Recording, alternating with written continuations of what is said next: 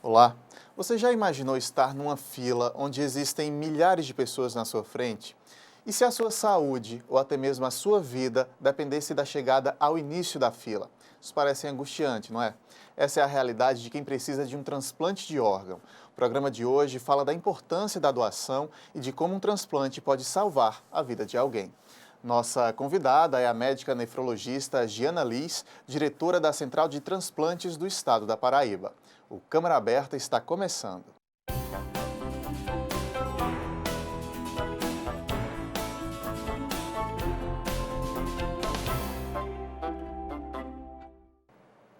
Você de casa, seja muito bem-vindo ao nosso programa. Doutora Giana também, seja bem-vinda e muito obrigado por aceitar nosso convite. Nós da Central de Transplante é que agradecemos essa oportunidade de prestar esse serviço à população. Doutora Giana, de maneira geral no nosso país, como é essa fila, como é essa espera? É grande mesmo? Isso, a espera é grande, né? As filas são enormes e os pacientes são inscritos nesta lista e ficam esperando uma boa vontade da doação de algum órgão compatível para que ele possa ser contemplado com essa doação, especificamente no caso dos rins, que é onde existe a necessidade de uma compatibilidade histológica para que ele receba esse órgão. No caso do coração, do fígado, do pulmão ou do pâncreas, a necessidade é apenas que haja uma compatibilidade do sistema ABO. O sangue do doador ser o mesmo tipo de sangue do receptor para que ele seja contemplado. Antigamente os pacientes esperavam por tempo em lista, né? Hoje em dia não. Para o caso dos fígados, aqueles mais graves, existe num programa informatizado do Sistema Nacional de Transplante um logaritmo que vai determinar quem é o paciente mais grave e esse mais grave recebe uma pontuação maior e ele é contemplado com prioridade na fila.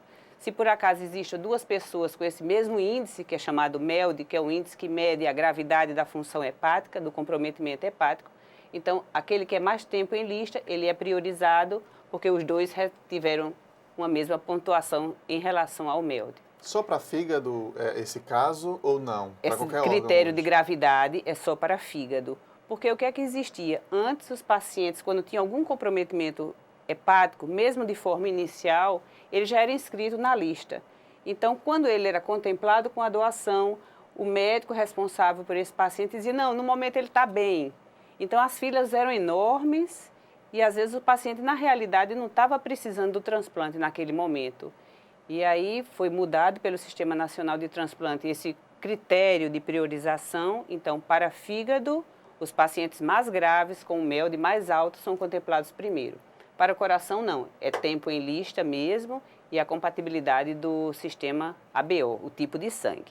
E para os rins, é o critério de histocompatibilidade. Quer dizer, você pode estar numa lista há 10 anos e outro entra recente, mas o doador é muito compatível com aquele mais recente. Então, esse mais recente, porque aparecer alguém compatível, ele é priorizado. Qual a vantagem disso? É que quanto mais compatível, quanto maior a compatibilidade entre o receptor e o doador, menos chance de rejeição. Então, com isso, diminuíram muito o número das rejeições, a sobrevida tanto do órgão como do paciente após o transplante.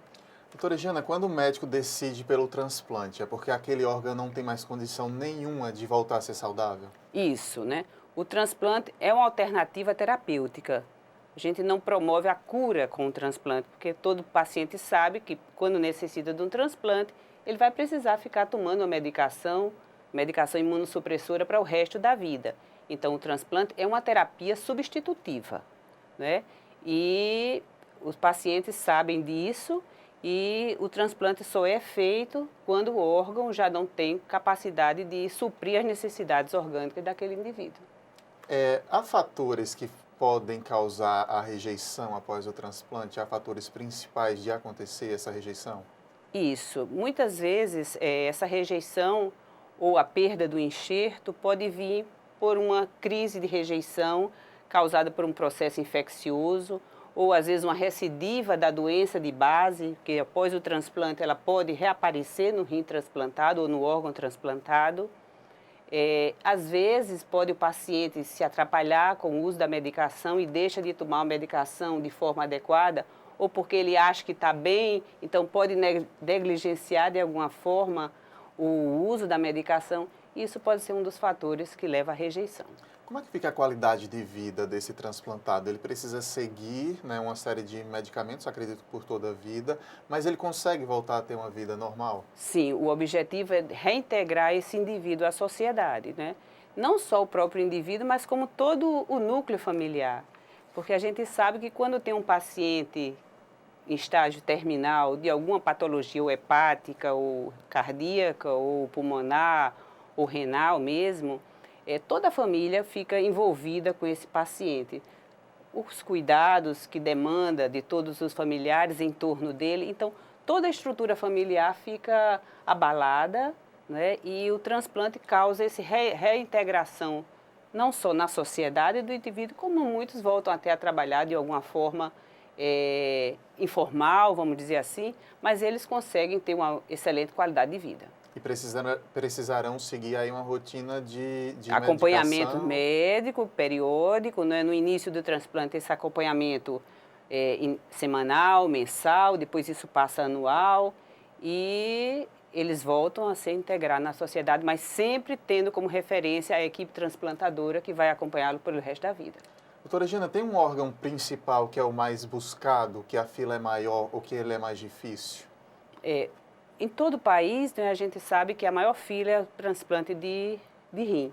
Né? Os pacientes, hoje em dia, o diabetes, a hipertensão arterial, são doenças sabidamente que podem levar a um comprometimento renal. E com a terapêutica, com os meios de esclarecimento da população, eles estão procurando mais os serviços de saúde e cada vez mais estão sendo detectadas as doenças de um modo geral e entre elas a doença renal, porque a gente tem fatores que contribuem mais para um problema renal, diabetes, hipertensão, uso de medicamentos, uso de anti-inflamatórios, quer dizer, são coisas que favorecem o comprometimento renal e aí os pacientes podem ter uma falência e necessitar de um tratamento dialítico inicialmente e depois ele ser inscrito numa lista para transplante. O rim, inclusive, ele pode ser doado por uma pessoa em vida. Isso, não é? Porque o objetivo do transplante não é salvar uma vida. E você doando um órgão, você tem que ter condição de se permanecer saudável. Então, graças a Deus, a gente tem 2 rins, né? A natureza, Deus nos beneficiou com essa possibilidade de dispor e a legislação permite, né? Você dispor de um órgão ou parte de um órgão, como é o caso do fígado também, em situações você pode fazer uma cirurgia, um pai para um filho, doar parte do fígado e dar a vida a essa pessoa que está necessitando. E do rim, você pode doar um rim completo, né, e o paciente, tanto o doador como o receptor, viverem bem. E o doador, no caso, também vai precisar, pelo resto da vida, seguir uma rotina? Sim, é importante porque a gente sabe que o rim envelhece, né? Mesmo a qualidade do funcionamento do rim de uma pessoa jovem é completamente de uma pessoa idosa. Então, o rim do idoso funciona menos, mas isso é uma coisa fisiológica, é um desgaste natural. E aí, se em cima disso ele já tem uma condição que precipita esse desgaste, ele vai levar a uma falência desse órgão. A gente tem um videozinho aqui de uma campanha sobre doação de órgãos. Vou lhe convidar quem está em casa também para assistir e a gente volta comentando. Vamos ver. Deixo minha visão ao homem que jamais viu o amanhecer nos braços da mulher amada. Deixo o meu coração à mulher que vive exclusivamente para fazer o coração de seu filho feliz. Deixo o meu pulmão ao adolescente que quer gritar ao mundo: eu te amo. Deixo a você o meu exemplo. Deixo à minha família o desejo de ser um doador. Deixo para a vida, enfim, um recado. Nós vencemos. Seja um doador de órgãos, seja um doador de vidas. Mensagem muito bacana, Muito né, bem. doutora? E é preciso passar para a população essa ideia de que a gente pode estar dando a oportunidade de outras pessoas continuarem vivendo, né? Com certeza, né? Vamos aproveitar aí essa mensagem, né, e pedir a todos que se conscientem dessa importância. Quem não gostaria, numa situação de necessidade, que alguém doasse para você? Né? Se eu estiver precisando, claro, todos nós queremos que alguém tenha esse gesto de solidariedade para conosco. Por que a gente não decidir pela doação? Não precisa expor em documento de identidade. Antigamente, Até 2000 você tinha que expor na Necessário carteira colocar. de identidade. A partir de 2001, isso não é mais necessário. Você expressa em casa. Isso tem que ser uma conversa com a família. Você expressa seu desejo. Não, eu quero doar quando eu morrer. E aí fica tudo mais fácil para a família, porque no momento de dor você ainda tem que decidir, será que eu dou ou não? Então, não. Eu sabendo já desse desejo, tudo corre mais fácil, eu expresso, não, ele tinha vontade em vida de ser um doador. Então, eu vou atender ao desejo dele, que foi um pedido, e com isso eu vou salvar tantas outras vidas e a vida dele vai continuar no outro, não é? Porque os olhos vai dar visão a outras pessoas, o coração vai bater no peito de outra pessoa. Quer dizer, o exemplo que a gente tem lá na Central de Transplante das pessoas que doaram é de plena satisfação. Mesmo a dor, mas é um sentimento diferente. Eu acho que o testemunho de que a gente presencia lá é que o gesto da doação foi uma maneira de se sentir confortado com a perda daquele ente querido. Podendo ajudar outras famílias, ainda que famílias. desconhecidos. Com né? certeza, porque você não doa para alguém especificamente. Você doa para a sociedade, você doa para alguém que está na lista de espera. Às vezes já existiu a oportunidade de alguém dizer, não, mas eu queria doar para alguém conhecido meu que está na lista. Quer dizer, isso não existe, né? Primeiro porque talvez aquele alguém não seja nem compatível, imaginando assim. Mas mesmo que fosse compatível, se for compatível, ele vai ser contemplado porque é assim que a lei determina. A compatibilidade é o critério de priorização na escolha de quem vai ser o receptor daquela doação. Para o caso dos rins, como eu já expliquei. Para os outros órgãos é o sistema ABO, mas você doa e você não sabe para quem está doando. Doutora, a população tem demonstrado que está mais atenta a isso? Essas campanhas têm surtido efeito? A senhora acredita? Essa campanha tem que ser continuada, né? Vídeos como esse, que foi passado aí para todos nós, devem sempre estar no ar. Porque quando tem um fato novo, quando algum artista se submete a um transplante ou uma novela aborda esse tema, aí a gente vê que as doações aumentam. E depois aquilo vai esfriando e é como se caísse no esquecimento. Né? Nós, na Central de Transplante da Paraíba, trabalhamos com essa formação de educação continuada. Nós trabalhamos muito nas escolas primárias, secundárias, porque a gente quer formar o amanhã. Né? Então, muitas crianças hoje já falam, já sabem desse tema, da importância da doação, porque são eles os homens do amanhã. Não é? Então, eles tendo essa consciência de uma forma bem esclarecida, tirando todas as suas dúvidas, quer dizer, eles vão ser agentes multiplicadores dessas informações recebidas. E a criança assimila muito bem. A gente ainda tem dificuldade hoje com a doação em relação aos adultos, mas a gente espera que essa consciência, né, vá mudando, porque é uma coisa cultural, né? Até o próprio profissional da área de saúde, muitos têm dificuldade de abrir os protocolos, porque tudo começa nas unidades de terapia intensiva. Né? Os profissionais que lidam diretamente assim com pacientes graves, eles têm que ter essa consciência de que aquele paciente está num nível de consciência, que é chamado Glasgow 3, que a partir daí se tem autoridade de abrir um protocolo. E se o profissional está num plantão da UTI e ele não abre esse protocolo, jamais a gente vai poder concluir esse processo e não vai se oferecer à família essa oportunidade de doar. Muitos dizem assim, não, tá morto, mas você não é.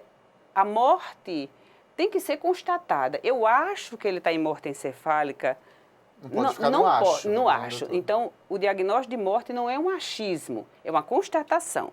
Se você constata que o coração parou, ele está morto por uma parada cardiorrespiratória. E se você constata que ele está morto porque tem ausência de fluxo cerebral ou atividade elétrica, você constata a morte encefálica. E aí, nessas duas situações, na primeira, após a parada cardíaca, você pode oferecer à família a oportunidade de doar os tecidos. Pele, córnea, osso. Né? Aqui no estado nós fazemos captação de córnea e de válvulas cardíacas após a parada cardiorrespiratória.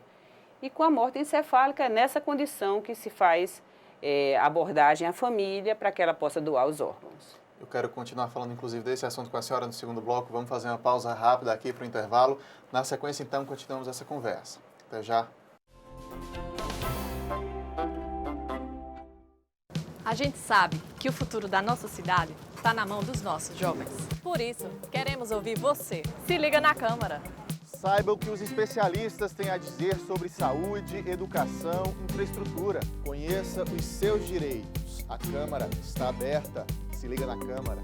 Confira o que os seus representantes têm feito em benefício da nossa cidade. O nosso jornal é todo seu. Se liga na Câmara.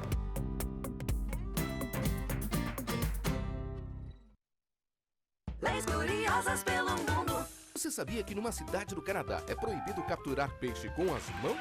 Tem também uma cidade na Inglaterra que não permite beijos nas estações de trem. Ah, e em Haifa, lá em Israel, você não pode levar de jeito nenhum um urso para a praia.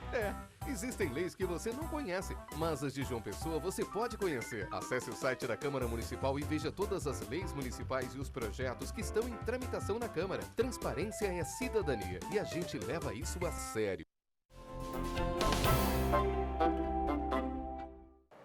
Câmara Aberta está de volta, hoje recebendo a médica nefrologista Giana Liz, diretora da Central de Transplantes do Estado da Paraíba, que nos fala da importância da doação de órgãos. Doutora, pegando a deixa do finzinho do primeiro bloco do nosso assunto, me vem na cabeça a seguinte situação, que eu já escutei de muita gente. Fulano lá nos Estados Unidos passou 10 anos em coma e depois voltou, tá vivo, tá bem, voltou ao convívio social. Eu não vou dizer a ninguém que eu sou doador de órgãos, porque se me acontece um acidente, vai que me matam ali porque eu era doador de órgãos. Talvez isso exista porque existe a confusão entre coma e morte encefálica. Então eu queria que a senhora detalhasse para a gente essa diferença.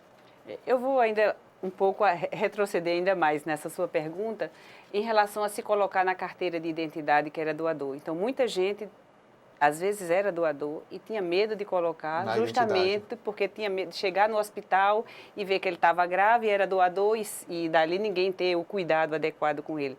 Então, passa até por aí a situação também. Mas é bom que fique claro a diferença de morte encefálica e coma. O coma é uma situação reversível. Muitas vezes a pessoa está em coma, não está no respirador. Né? E para você ter o diagnóstico de morte encefálica, você tem que estar numa unidade de terapia intensiva, monitorado, entubado, e o exame para confirmação da morte encefálica não é olhar para o paciente porque ele está em coma, quietinho, não tem reflexo, e você já dizer que ele está em morte encefálica.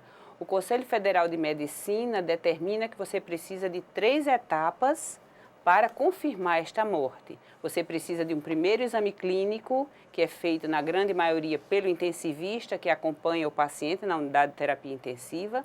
6 horas após, você precisa de um neuro que refaça todos esses exames neurológicos, são provas neurológicas, que vai constatar a viabilidade do sistema nervoso. E depois você tem que ter um exame de imagem comprobatória, que tem que ficar registrado. É como você dizer assim, teve um infarto, mas você acha clinicamente que ele teve um infarto, mas você precisa deixar registrado para ter a certeza. A mesma coisa é a morte encefálica. Depois de 2 exames clínicos, você precisa ter um exame gráfico de imagem, que pode ser uma arteriografia do tronco cerebral, pode ser um Doppler transcraniano ou um eletroencefalograma com as derivações necessárias para confirmar a morte encefálica. Então, não é uma coisa que você olhe e você ache.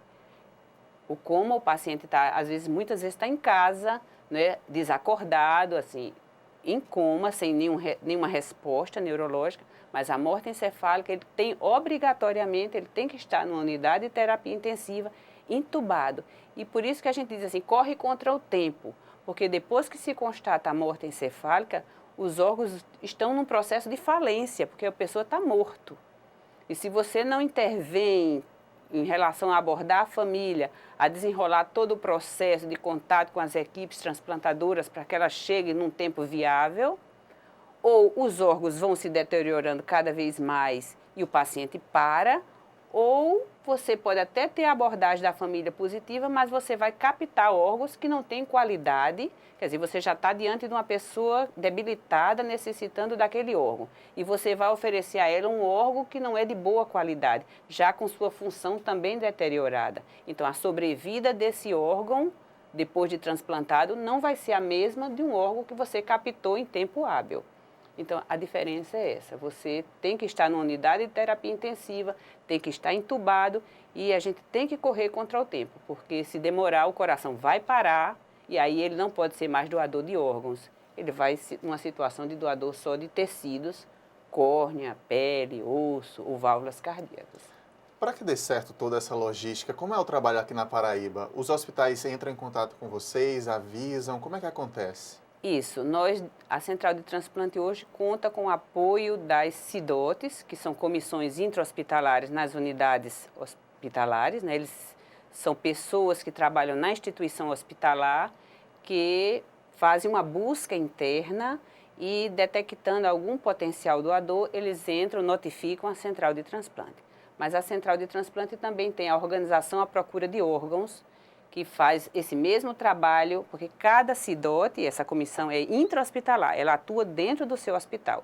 A OPO, não, a Organização à Procura de Órgão, ela sai em todas as instituições hospitalares nessa busca, porque muitos hospitais não têm essa organização, essa CIDOT, essa comissão. Mas a Central de Transplante, através da OPO, vai nas unidades hospitalares, fazendo busca interna e detectando esses potenciais doadores. À medida que eles são identificados, eles são notificados à Central de Transplante. É uma notificação compulsória. Identificou um paciente que está com o protocolo aberto, tem que ser informado à Central de Transplante. Isso gera no sistema um registro para esse potencial doador e até o final da doação ele é acompanhado com esse registro para que a gente informe ao Sistema Nacional de Transplante.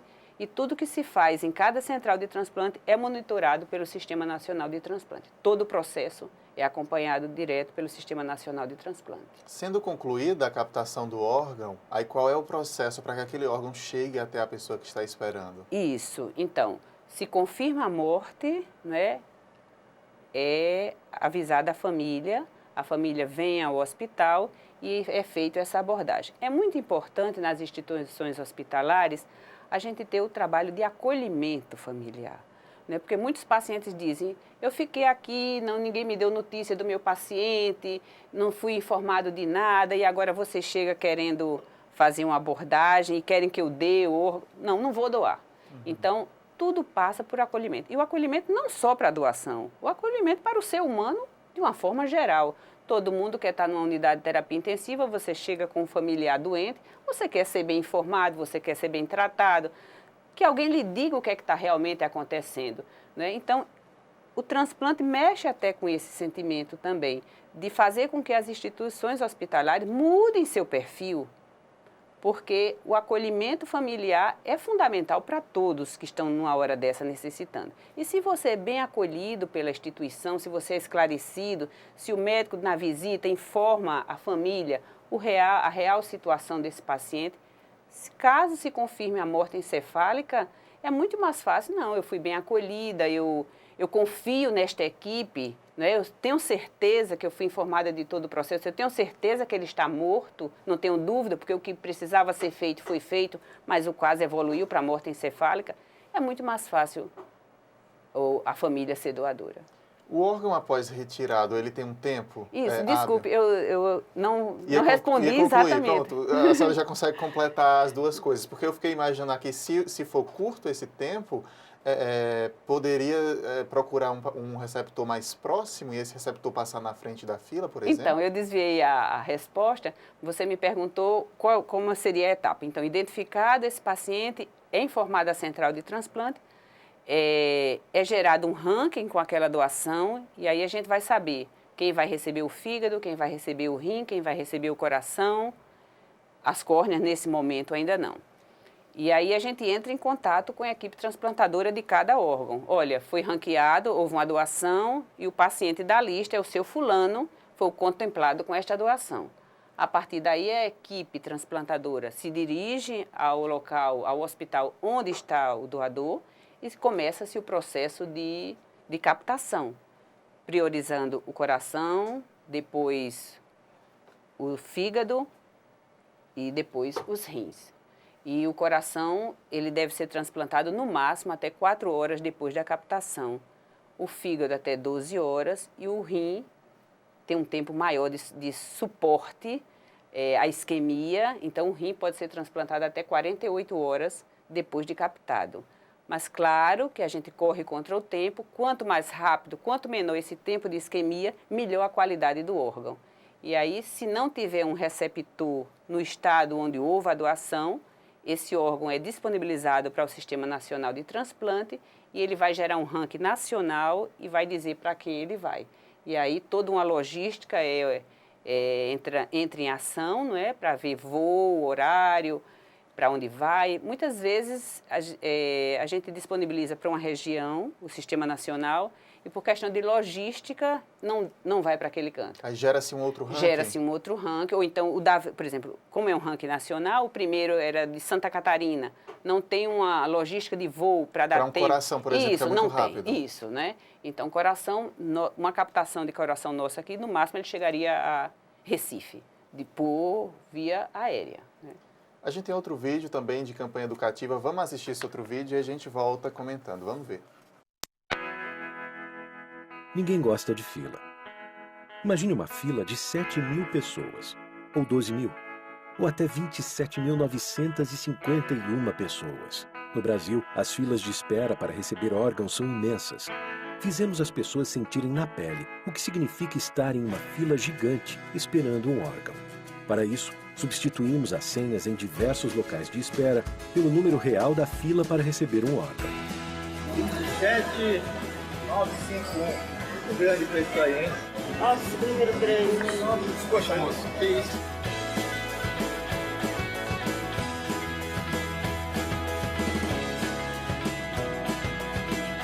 Rim, fígado, córnea, pâncreas e muitos outros. Essa seria a sua posição se você estivesse na fila para receber um órgão. 19.393? Esperar, porque aqui para ser. Vai demorar um pouco para eu ser atendida. Se fosse 27 mil, eu ia esperar. Bacana, legal isso aí, a doação de órgãos. Atitude muito boa. Minha cabeça foi para outro lugar agora. Muito legal, você faz se sentir do outro lado. Sou, mas depois dessa aí dá até pra pensar em ser, né, meu? Evite filas. Doe órgãos. Muito bacana a campanha. Me chamou a atenção até a frase de um rapaz que ele disse: se fosse 27 mil, eu não ia esperar. Para quem está esperando um órgão, não tem a opção. Ele teria a opção de ir embora do supermercado. Para quem está esperando esse órgão, não tem a opção. Tem que esperar. Tem que esperar. Daí a importância dessa conscientização. Isso, né? Então, vídeos como esse, né? Parabenizo a iniciativa da TV Câmara de estar divulgando esse trabalho e de utilidade pública, né? Porque a pessoa precisa ter consciência dessa realidade. Aqui no estado nós temos 346 pacientes esperando por um rim, 186 esperando por uma córnea. Então, a gente precisa colaborar com essa fila para fazer com que esse número diminua mais, né? Não haja tanta negativa familiar, porque se não houver essa negativa familiar, a gente pode melhorar esse índice, com certeza. E temos uma rede de equipes e hospitais credenciados para cuidar dessa fila aqui na Paraíba? Quem gerencia a fila é a central de transplante, né? Todas as inscrições de pacientes que precisam de um transplante são feitas pelas equipes transplantadoras que cadastram o paciente na central de transplante. Mas aqui no estado nós temos equipes credenciadas para fazer transplante de fígado, de coração, de rim pâncreas e de córnea. Doutora, tem um dia que é o Dia Nacional da Doação de Órgãos e Tecidos, é o dia 27 de setembro, isso, né? A Paraíba entra também na campanha para esse incentivo? Nós trabalhamos anualmente, não é? Nesse dia, mais especificamente, conscientizando a população sobre a doação de órgãos. Nós fazemos um culto ecumênico, que já a gente considera assim tradição, onde a gente reúne familiares de doadores e receptores. Eles não sabem quem doou para quem, porque isso é um sigilo que é preservado tanto ao doador como ao receptor. Você não pode doar, dizer, não, eu só quero doar se eu souber, mesmo que não especifique para quem, mas assim, não, eu quero saber quem vai receber. Ou quem recebeu, eu quero saber quem doou para mim, que eu quero até agradecer.